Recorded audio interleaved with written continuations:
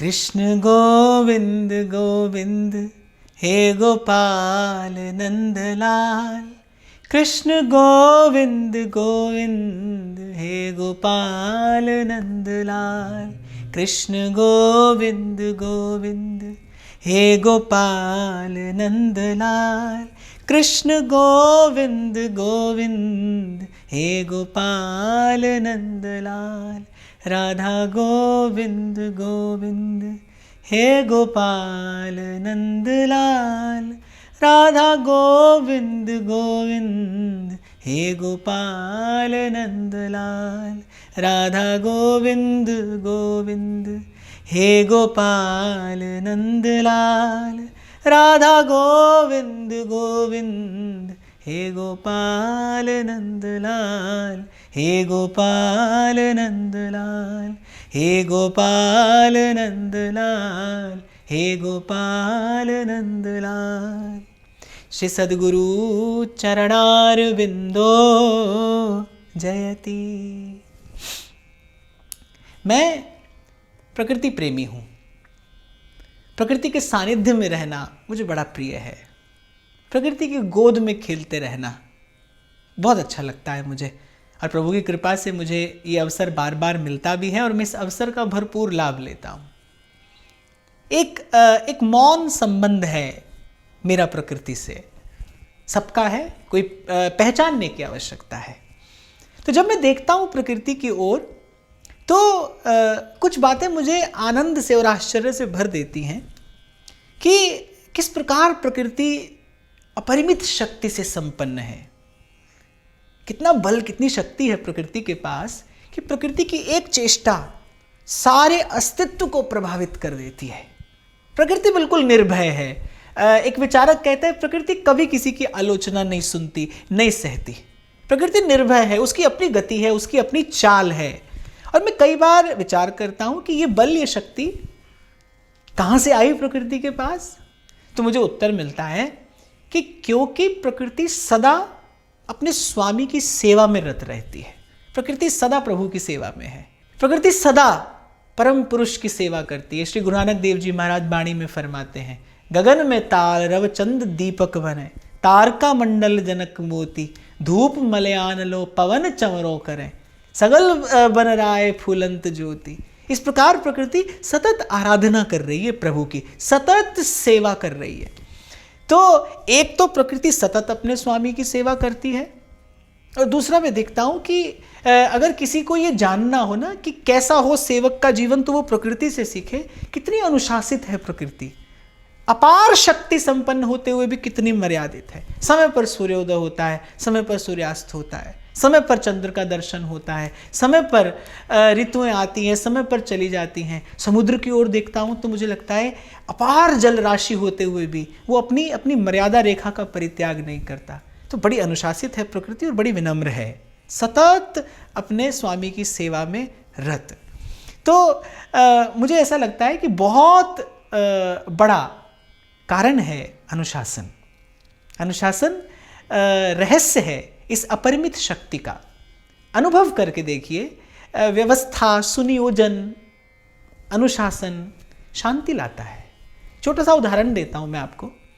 आप किसी कक्ष में बैठे हो जहां सब कुछ बिखरा हो, बैठकर देखिए, आपकी जो अनुभूति होगी ना, आपका जो अनुभव होगा वो भी बड़ा अव्यवस्थित सा होगा। और फिर उसी स्थान को व्यवस्थित कर दीजिए, साफ स्वच्छ करके उस स्थान को व्यवस्थित कर दीजिए, उस प्रत्येक वस्तु को बड़े सुनियोजित ढंग से रख दीजिए, फिर उसी स्थान पर बैठिए। आप देखेंगे अब आपका अनुभव कुछ और है। एक विचारक कहता है, सिमिट्री ब्रिंग्स पीस। व्यवस्था जो है वो जीवन में शांति लाती है। तो मुझे ऐसा लगता है अनुशासन जीवन में शांति भी लाता है और अनुशासन जीवन में शक्ति भी लाता है। और मैं तो कहूँगा कि मन की शांति ही मन की शक्ति है। जिसका मन शांत है वही शक्ति संपन्न है। क्यों? क्योंकि जिसका मन शांत है वो उचित समय पर उचित निर्णय ले पाएगा। ध्यान से सुनिए, जिसका मन शांत है, जिसकी चेतना स्थिर है, वो उचित समय पर उचित निर्णय ले पाएगा। और जीवन क्या है? हमारे निर्णयों का परिणाम ही तो है। भविष्य क्या है? आज लिए गए निर्णय का परिणाम भविष्य है। जीवन क्या है? कभी कालांतर में लिए हुए हमारे निर्णयों का परिणाम ही तो जीवन है। निर्णय सही लिया जाए तो जीवन सही दिशा में आगे बढ़ता है। और निर्णय सही कब लिया जाता है? जब आपकी चेतना स्थिर होती है, जब मन प्रसन्न होता है, जब शरीर स्वस्थ होता है, और ये सब आता है जीवन में अनुशासन से। जी हाँ, आता है। इसीलिए मैं इतना बल दे रहा हूँ इस बार के इस चिंतन में इस शब्द पर, क्योंकि मैं देखता हूँ कि साधक जो है वो दूर भागता है इससे। और विशेष रूप से जो भक्ति मार्ग के साधक हैं वो तो भाव के नाम पर मनमाना आचरण करते हैं। बड़ा उच्छृंखल सा जीवन होता है, कहीं नहीं ले जाता भाई। वो अंत में वो दुख, ग्लानि, शोक और खेद में ले जाकर जीवन को छोड़ देता है। मैं पहले दिन भी कहा था, मैंने कल भी कहा, मैं आज फिर कह रहा हूं कि निर्णय आपको करना है। आपको बलात् हठात कोई ला नहीं सकता इस मार्ग पर सोच लीजिए, समझ लीजिए। दो ही विकल्प हैं, एक तो रास्ता सरल है पर गंतव्य अंधकार है, एक रास्ता कठिन है पर गंतव्य विश्राम है, आनंद है, परम सुख है। चुनना आपको है, निर्णय आपको लेना है। तो इसी विषय पर आप और मैं चर्चा इस बार कर रहे हैं। और मेरा ये बड़ा एक विनम्र प्रयास है, मेरा एक बड़ा विनम्र प्रयास है कि हमें कुछ नहीं बनना, हमें कुछ नहीं होना, हमें केवल एक विनम्र साधक बनना है। हम अपने जीवन को साधने का ईमानदारी से प्रयास करें बस। कर्मण्यवाधिकारस्ते मा फलेषु कदाचन। श्री कृष्ण के इस वाक्य के प्रति श्रद्धा रखते हुए हम ईमानदारी से सतत प्रयास करें, निरंतर प्रयास करें, पूर्ण प्रयास करें। बाकी तो मुझे लगता है जगत मजूरी देत है, क्यों राखे भगवान। पर हमारा प्रयास विनम्र हो और ईमानदार हो। कुछ नहीं बनना, मैंने कहा हमें कुछ नहीं बनना, हमें केवल एक विनम्र साधक बनना है।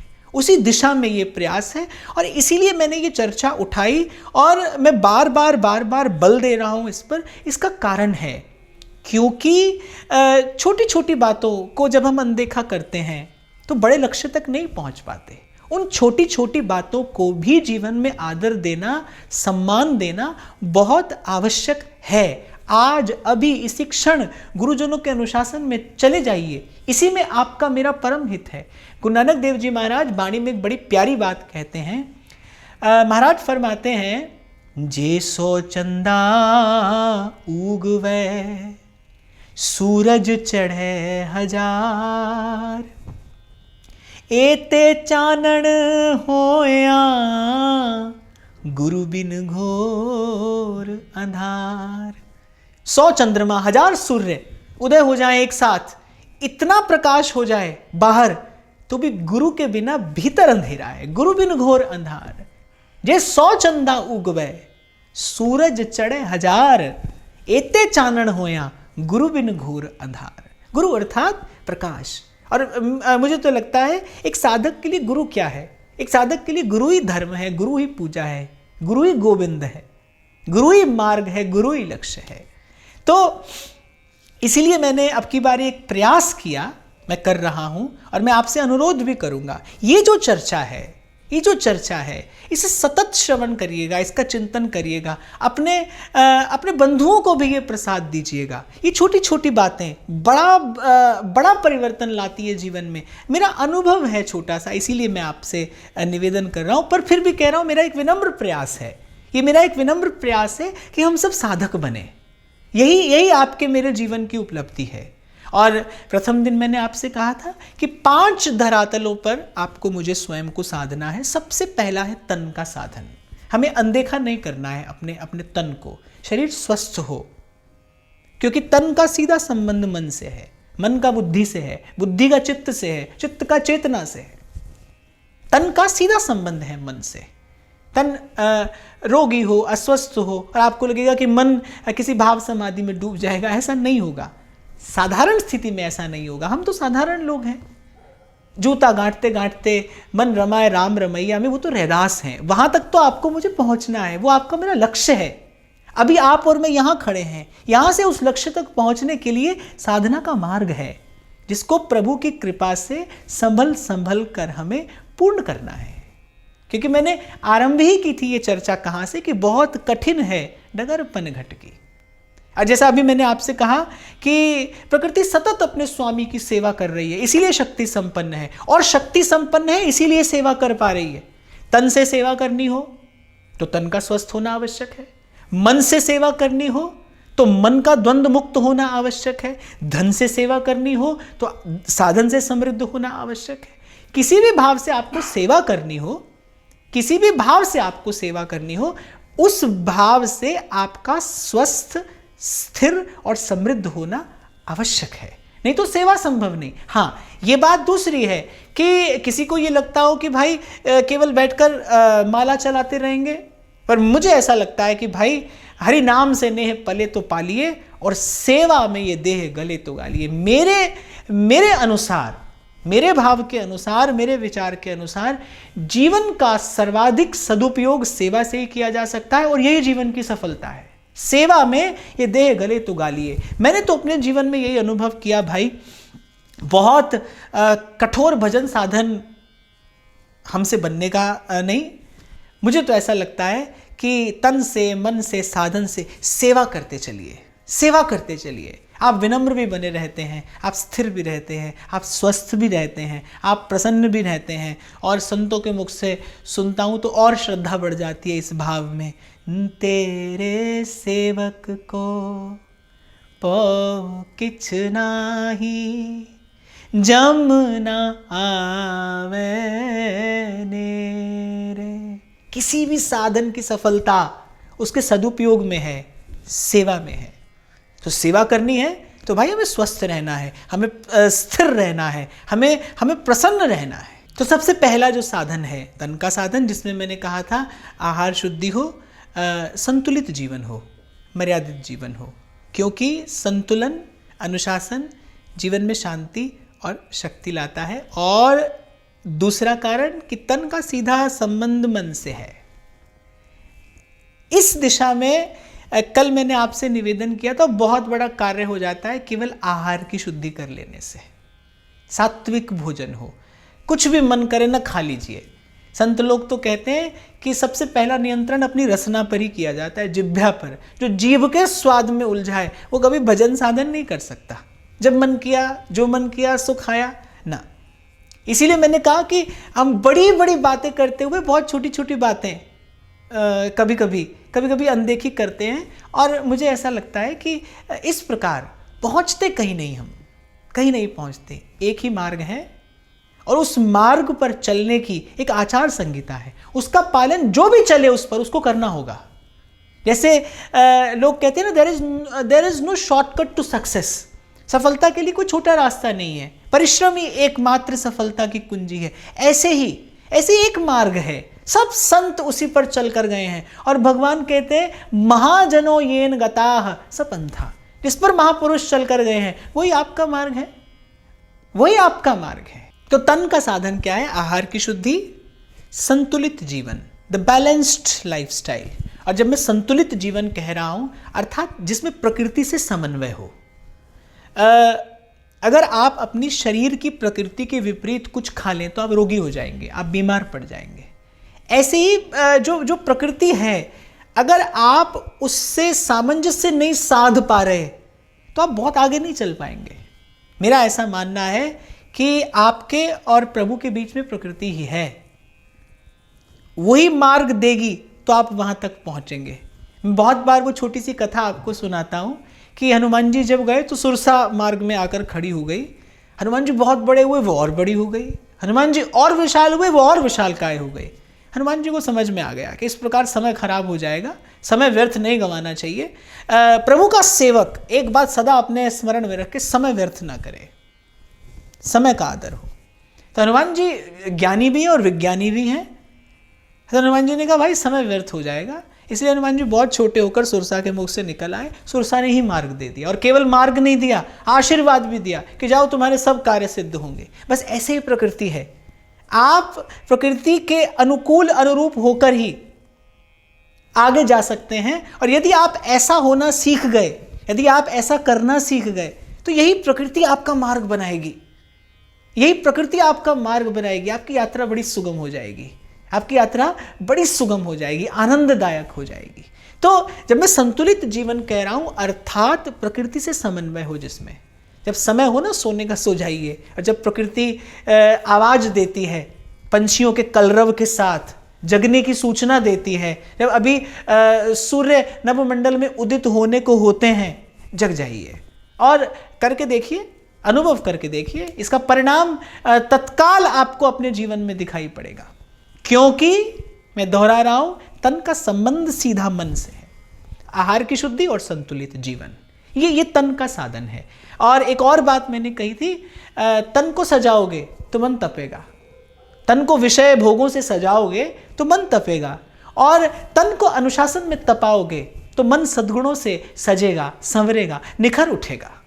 ऐसा संतों का मानना है, ऐसा संतों का कहना है। और संतों की कृपा से कुछ जीवन में अनुभव किया है, तो आपके साथ वो अनुभव बांट रहा हूं, साझा कर रहा हूं। तो तन के साधन के पश्चात हम जिस दूसरे सोपान पर पहुंचेंगे, वो दूसरा सोपान है मन का साधन। मन क्या है? विचार, विचारों का पुंज मन है। अब अगर कभी आपने अपने मन को देखा हो, आप देख पाए हो, अभी तो आजकल समय नहीं होता अपने आप को देखने का, यद्यपि मैं कहता हूं साधक के जीवन में सतत आत्मचिंतन, आत्मदर्शन, आत्मविश्लेषण होते रहना चाहिए। तो मन को देख पाओ तो देखोगे कि मन में क्या है। मन में कभी काम है, कभी कामना है, कभी क्रोध है, कभी लोभ है, कभी मोह है, कभी अहंकार है, कभी मद है, कभी मात्सर्य है, कभी ईर्ष्या है।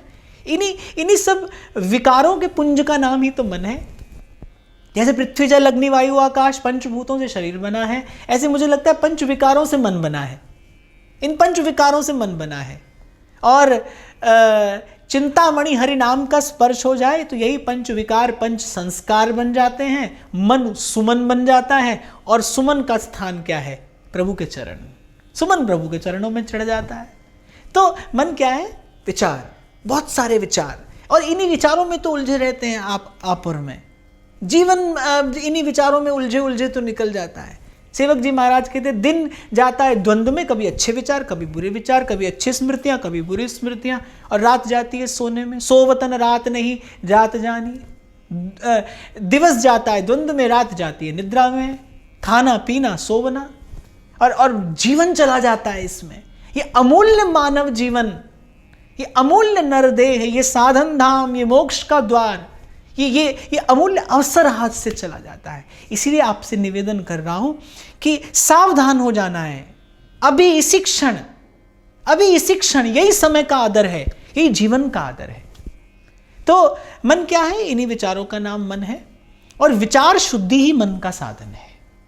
मन का साधन क्या है? ऐसे तन का साधन है ना आहार शुद्धि, ऐसे मन का साधन है विचार शुद्धि। और बहुत सारा कार्य सध जाता है आहार शुद्धि होने से। मैं फिर आपको कह रहा हूं कि symmetry brings peace. If you have a rhythm in your lifestyle, अगर एक लयबद्ध जीवन है आपका, उसका सीधा प्रभाव आपके मन पर पड़ेगा। आपकी चेतना स्थिर होने लगेगी, आप सब उपलब्धि प्राप्त लोगों के जीवन में एक बात समान देखेंगे। One thing in common, that is discipline, अनुशासन। जी हाँ, ये बहुत महत्वपूर्ण है, और इस पर आपको मुझे परिश्रम करना होगा यदि आपको मुझे आगे बढ़ना है। तो मन का साधन क्या है? विचार की शुद्धि। बहुत सी विचार शुद्धि हो जाती है शुद्ध और सात्विक जीवन जीने से। और एक साधन हमारे हित ध्रुवदास जी कहते हैं, बिखरो मन सिमटत नहीं, कीजय कौन उपाय, साधन को हरि भजन है, कै सत्संग सहाय। और मैं तो कहता हूं कोई भी कार्य प्रभु को स्मरण में रख के किया जाए, सेवा हो जाता है। कोई भी कार्य, साधारण से साधारण कार्य, यदि प्रभु को स्मरण में रखकर किया जाए, प्रभु के प्रीत्यर्थ किया जाए, प्रभु को निवेदन करके किया जाए, तो वही कार्य सेवा हो जाता है, वही कार्य साधन बन जाता है। तो मन का साधन है विचार की शुद्धि। विचार की शुद्धि होती है सात्विक जीवन से। सात्विक जीवन, और सात्विक जीवन अर्थात मैं इसे इस प्रकार से कहूंगा, आवश्यकता से थोड़ा कम लेना। आवश्यकता से थोड़ा कम। आपने सुना होगा कि किसी ने कहा है जीवन इच्छा के अनुसार न जिया जाए, जीवन आवश्यकता के अनुसार जिया जाए। इच्छा कभी किसी की पूर्ण नहीं होती। इच्छा बादशाह की भी अधूरी रहती है, शहंशाह की भी अधूरी रहती है, और आवश्यकता प्रभु सबकी पूरी करते हैं। और तो कम से कम जो साधक है, मेरे बड़े बाबा तो कहते थे, बोले बेटा 2 रोटी की भूख हो 1.5 ही खाओ, सदा स्वस्थ रहोगे। और ये सूत्र मुझे लगता है हर जगह पर अपनाया जा सकता है। ये सूत्र हर जगह अपनाया जा सकता है। आवश्यकता से थोड़ा कम लेना, ये सत्वगुण है। और जो लेना उसको भी बांट कर पाना, ये सात्विक जीवन है। और सात्विक जीवन की कोई परिभाषा नहीं है। मैं नहीं कह सकता कि ऐसा ही खाइए, ऐसा ही रहिए। सब लोग विभिन्न परिस्थितियों में रहते हैं, सबकी जीवन शैली अलग है, सबकी प्रकृति, सबकी वृत्ति, सबकी विचारधारा अलग है। और मैं जब यहाँ से कह रहा हूँ तो पूरे विश्व भर में लोग इसे सुनते हैं। अलग अलग स्थानों पर, अलग अलग स्थितियों पर आप रहते हैं। सात्विक जीवन, मैंने इसीलिए इसका स्पष्टीकरण दे दिया कि क्या है सात्विक जीवन। कोई एक बात सबके लिए नहीं की जा सकती। सात्विक जीवन अर्थात थोड़ा कम लीजिए अपनी आवश्यकता से भी, इच्छा पर तो जाइए ही नहीं। अगर आप साधक हैं तो आपके पास इतना विवेक होना चाहिए कि आपको जीवन में आवश्यकता किस बात की है, इच्छा पर ना जाइए, आवश्यकता, और फिर लीजिए आवश्यकता से थोड़ा कम। मैं फिर कह रहा हूं आपको, ये वैद्यों का बताया सूत्र है कि जितना भोजन हो उससे थोड़ा कम खाया जाए तो आप हमेशा स्वस्थ रहेंगे। तो आवश्यकता से थोड़ा कम लेना। और फिर मैं कहता हूँ प्रभु का भजन करते हो, और जो प्रभु का भजन करता है, प्रभु की सेवा करता है, वो तो प्रसाद पाता होगा, और प्रसाद तो बांट कर पाया जाता है। आवश्यकता से थोड़ा कम लेना, और जो लेना उसको भी वितरण करके पाना, बांट कर पाना, ये सात्विक जीवन है। इस सात्विक जीवन का प्रभाव मन पर पड़ता है।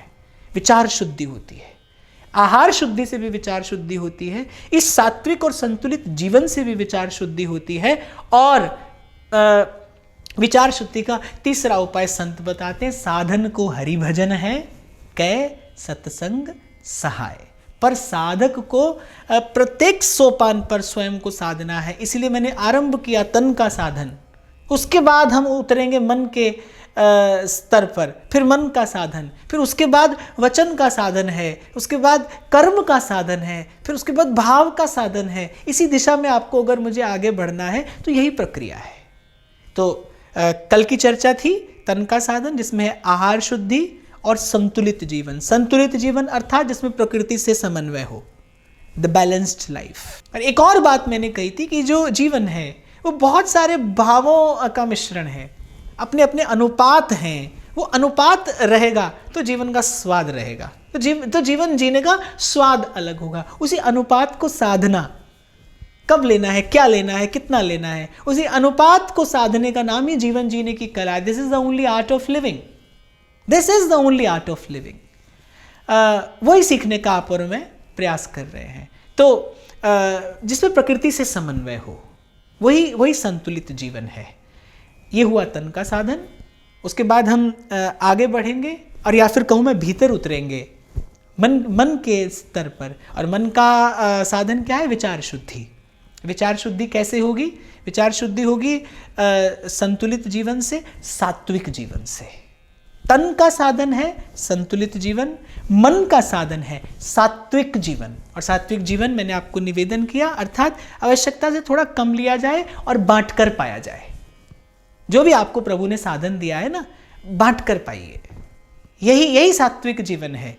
और मन को, अंतःकरण को शुद्ध करता है, निर्मल बनाता है। और तीसरी बात तो आपने और मैंने बहुत बार कही, सुनी, चिंतन किया, स्मरण किया, गाया कि बिखरो मन सिमटत नहीं, कीजय कौन उपाय,